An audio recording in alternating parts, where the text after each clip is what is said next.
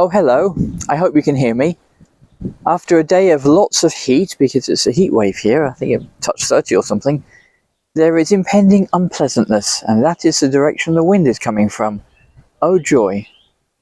Since I am pleased with what I have done in the living room, I got myself a little something to celebrate.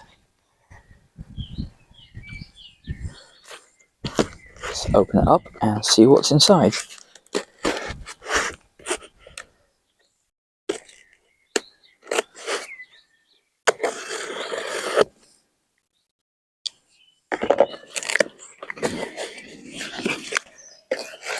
It's upside down.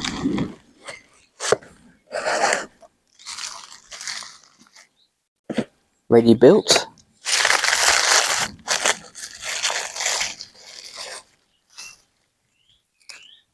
And interestingly, with no instructions whatsoever.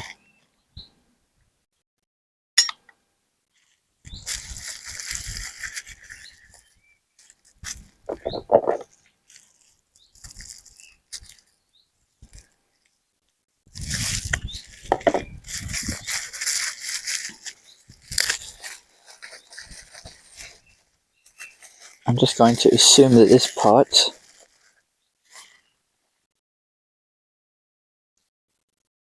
fits onto that part.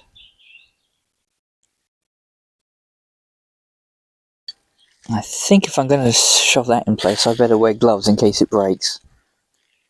Chainsaw glove, it's a bit overkill, but it's the first thing I found.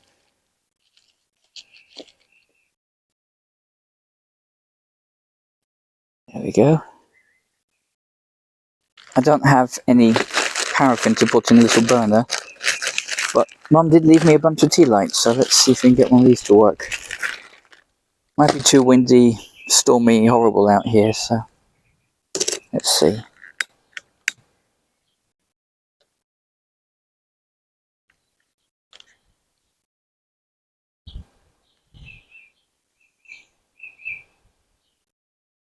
Okay, I have it set up here. There's one candle burning underneath it.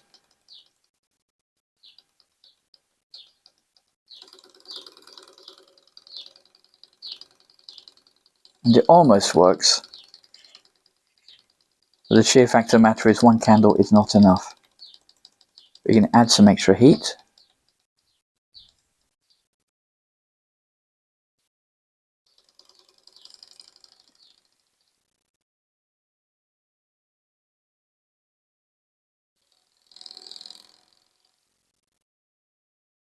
There we go.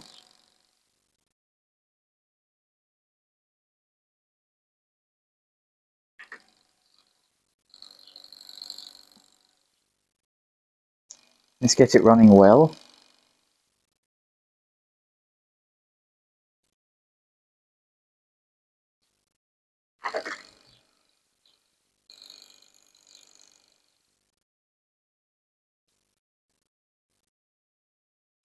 About 2.5 volts.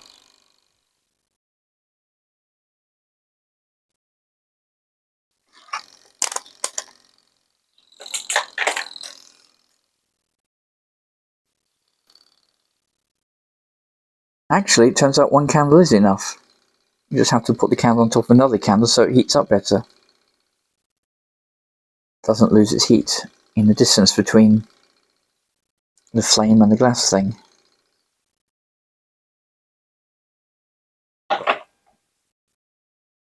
This is a very simple model. More advanced models have a second cylinder here to help with the cooling of the air. So what happens, if we can zoom in a bit on this, is this wire wool stuff in here heats up, and this has to get hot because this heats the air, which, as you know, heated air expands.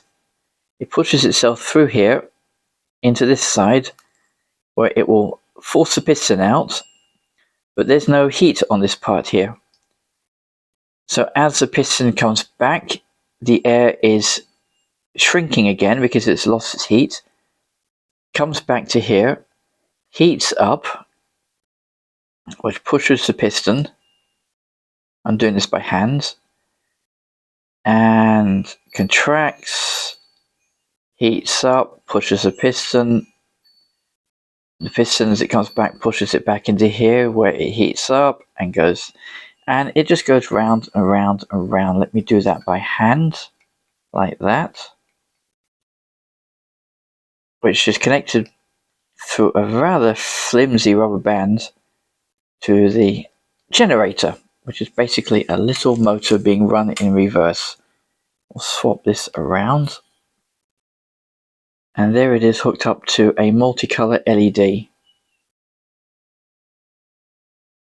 Now this thing outputs about 2.4, 2.5 volts at probably minimal current. It wouldn't be able to run a microcontroller, not even one of those ESP8266s.